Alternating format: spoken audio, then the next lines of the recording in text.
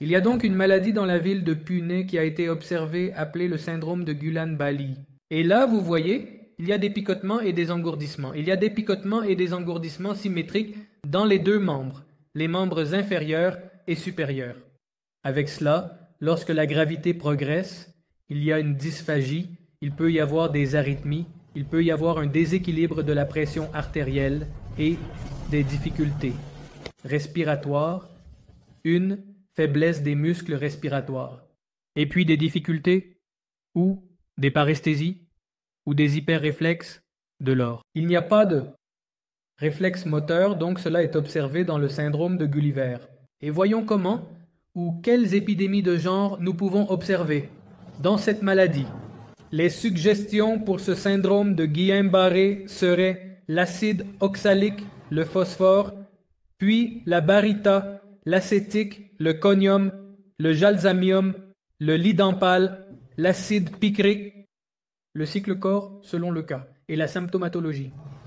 L'acide mossalique, dit-on, ne produit pas seulement une gastro-entérite, mais affecte également les nerfs et la moelle épinière, provoquant une paralysie motrice. Cependant, exactement les symptômes du syndrome de Guillain-Barré. Certains patients dont j'ai obtenu des informations m'ont dit que Dr Sahab, d'abord il y a une douleur à l'estomac, puis il y a un hématome, ensuite il y a des toilettes, et puis dans les selles, ce sont des selles sanglantes. Et ensuite, ils commencent à ressentir des engourdissements dans les doigts et les articulations des membres supérieurs et inférieurs. Et puis après cela, certains symptômes paralytiques commencent, où il y a une faiblesse à tenir quoi que ce soit. Le phosphore provoque une inflammation et une dégénérescence de la muqueuse de l'estomac, de l'intestin, des implants, de la moelle épinière et des nerfs, entraînant une paralysie.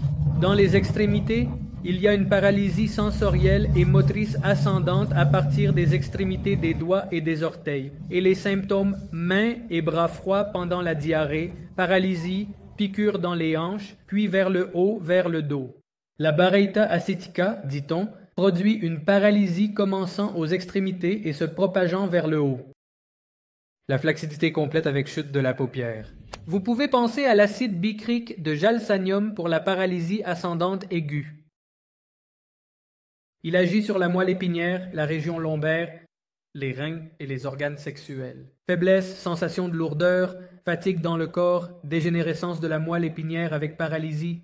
Il y a des vomissements soudains sans aucun avertissement. C'est le symptôme caractéristique de l'acide picrique.